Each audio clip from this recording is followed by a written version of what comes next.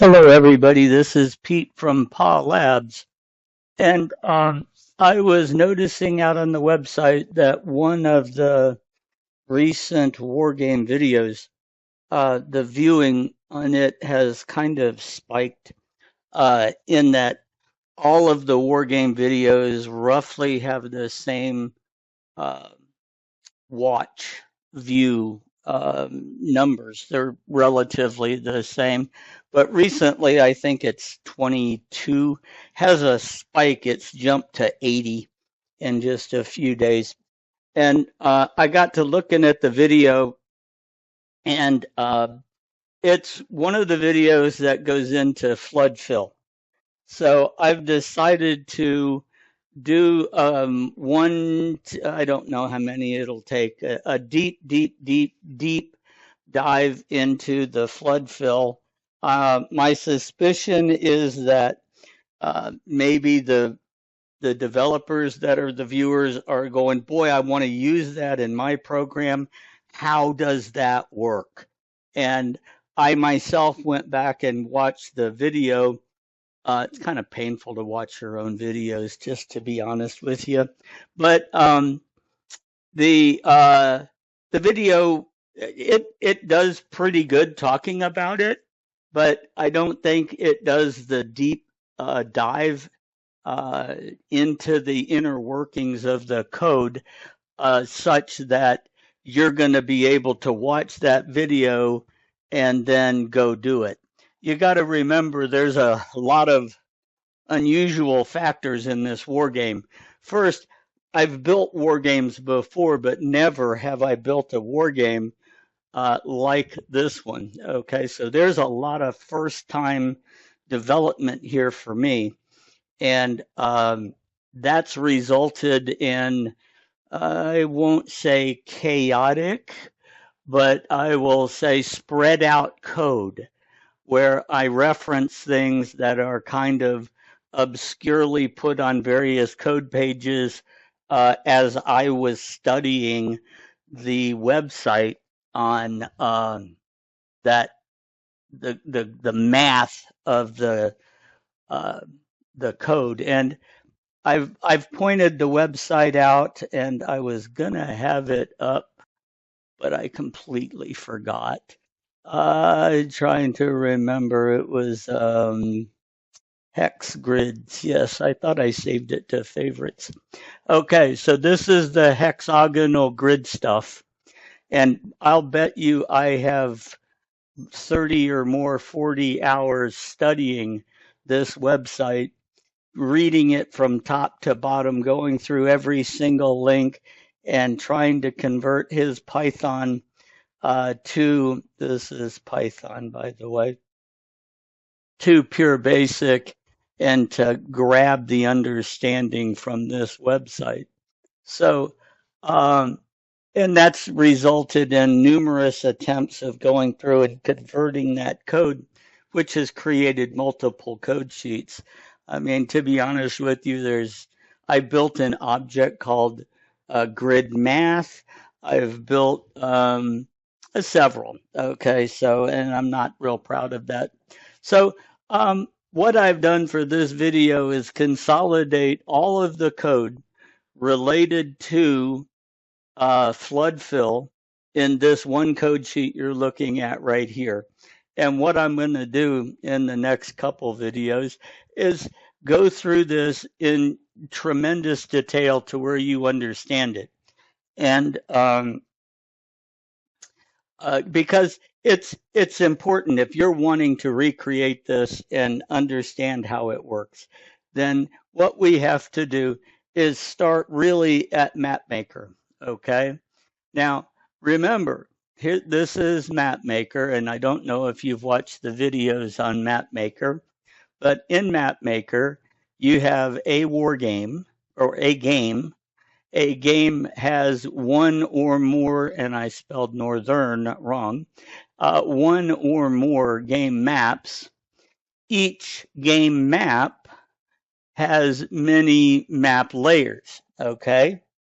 So what I've done is gone in here and I've turned off the map layers of all the custom codes and classes and that junk out of here to where we have the main, the grid, the labels, and the graphics. That's the real meat of what a map is, an individual map. All the rest is fluff. Okay. So in our graphics layer, we have rows and we have columns. The columns in this particular hex style, this is what I call a horizontal hex, or they're also called flat top hex. And there's even a variant that is even or odd. Okay. So this and the even or odd goes with what is the hex, what is the column that is offset. Okay, so in this specific grid, this is a flat top hex horizontal grid that has odd parity. Okay, that means that, excuse me, even. God, I get this backwards all the time because normally you look at a grid, you want to start with column 1 and 1, starts at 0. 0, believe it or not, is even. And so you have even hex 0, 1, 2, 3, 4, 5, 6, and so on. Okay. So the row is zigzagging, right? So he starts at an offset with column 0, which is even. Then you have odd, which is at the wall. And then you're offset on even again, odd and even and odd and even. So now it's important to look at, let's just, I want to do this without, I think I can do it that way. No, he doesn't do the hex. Let's see, if I left click it, am I going to do something bad? No, good, because I don't have map editor. Okay, good, I don't have the edit on. All right, so if we look at this one hex right here, okay, his identification is column 1, row 1, right? So if I were to go north, all that would be a -1 to row, correct? If I go south, it's a +1 to row. Where we get hinky is when you start going northeast and northwest, because northeast means you're going column +1, but you're going row -1, because this is 1, 1, and this is column 0, row 0, column 2.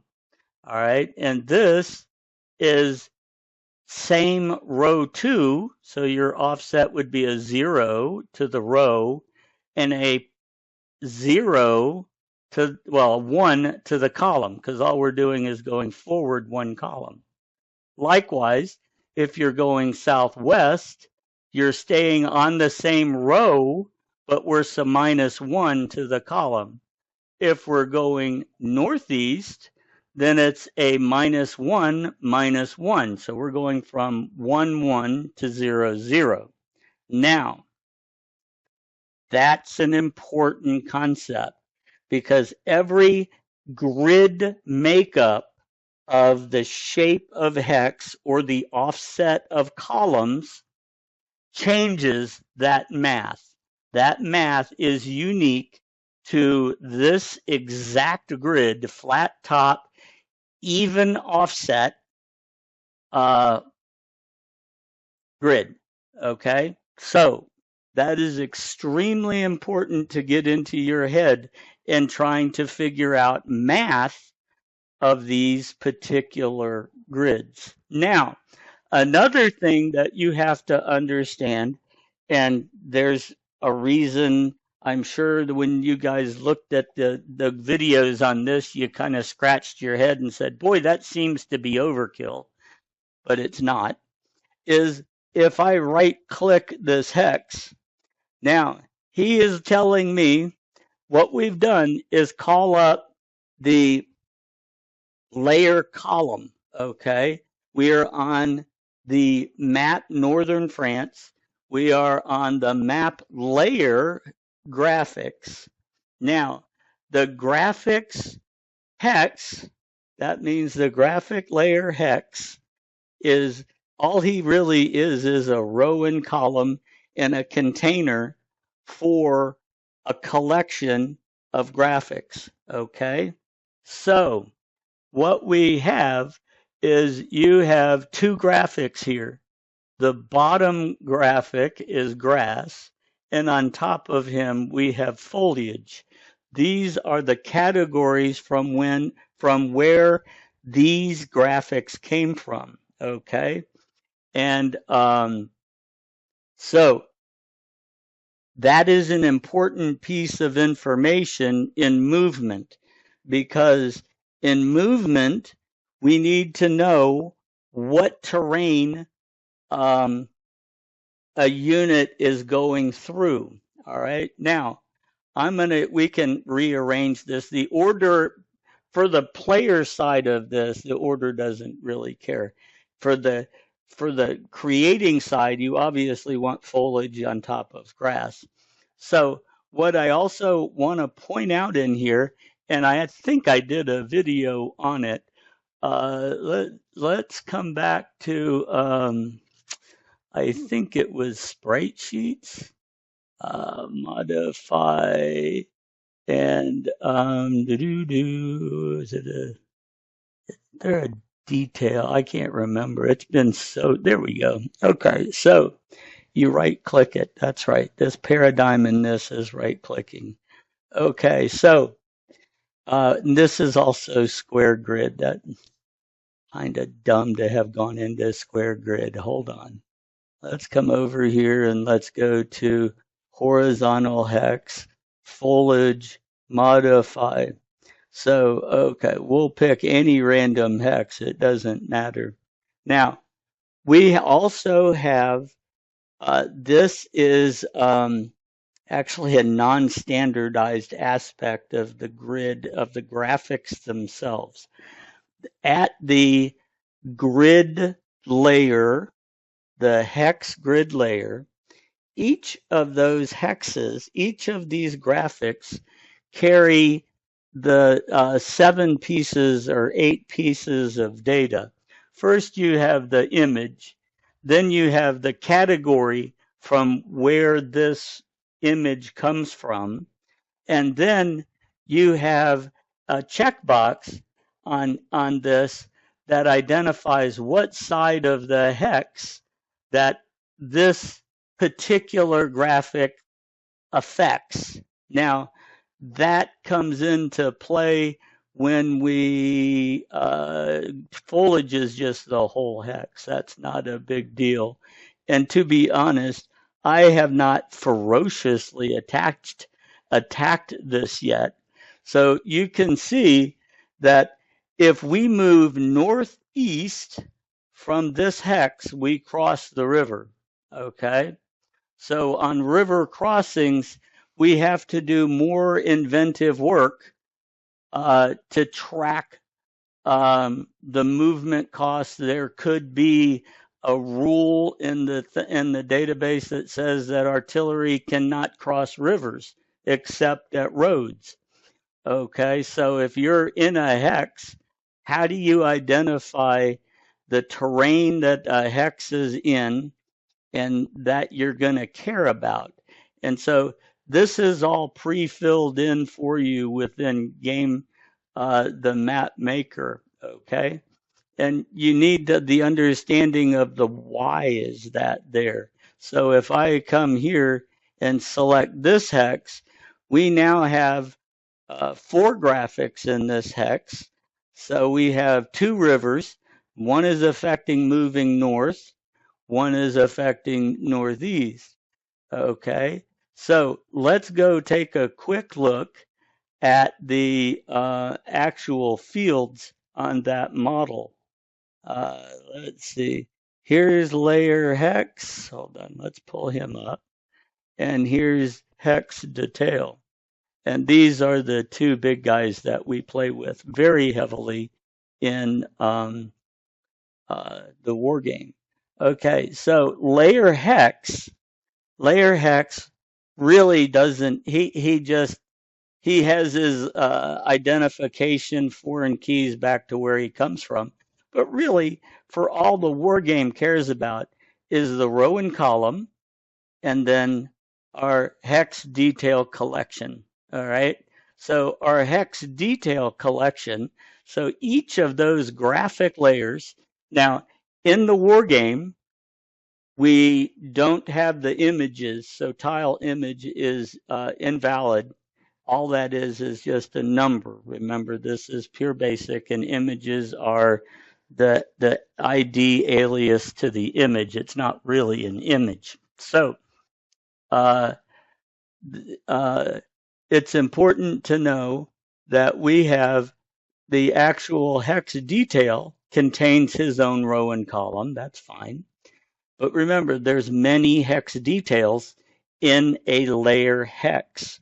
So we can actually go back to the sprite sheet and the actual real tile that exists from. And we have a sort order, and then we have a distinction. And where's the other? Yes, I didn't put it here. That's right. Okay. Distinct graphic. I put all that information. So in our grid, in our model, that's all stored over here at the the tile. Okay. So we have the beauty of programming, folks.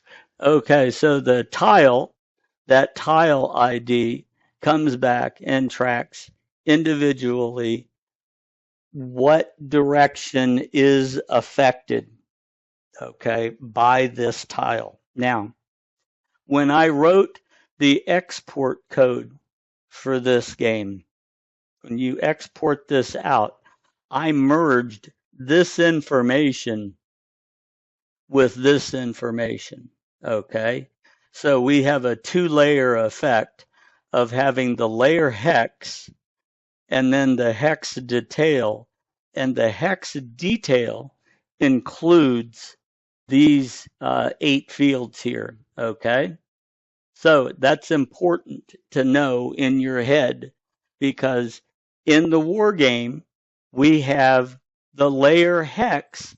I've pulled this out of the object model and created an array of the layer hexes. Okay, so hex, if you go back to our game grid, uh, let's see. So hex 00 here.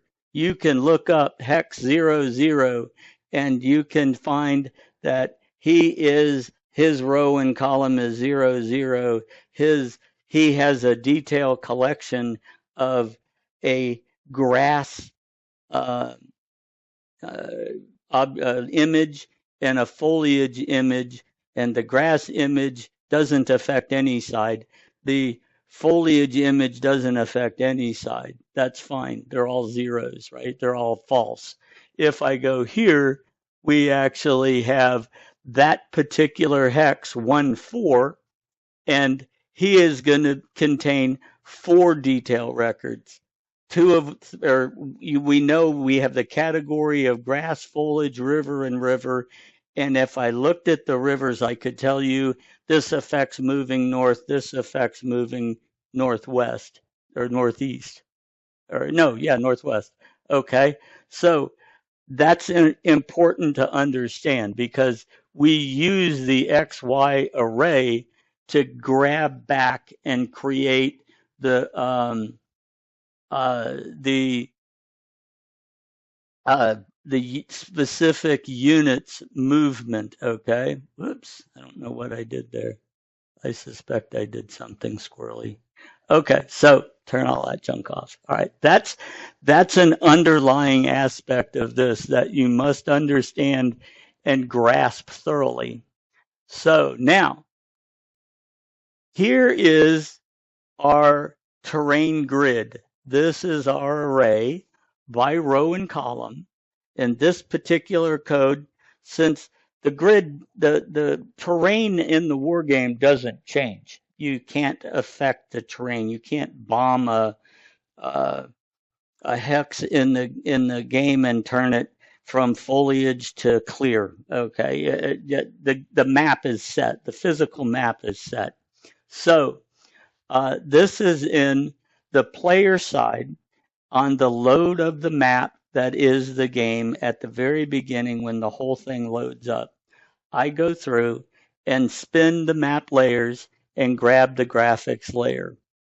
So then we go through and say, okay, we're going to load up every single hex row and hex column and make him equal to the layer hex object. Okay.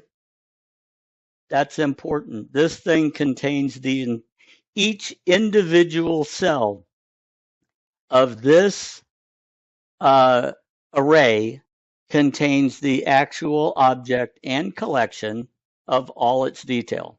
Okay.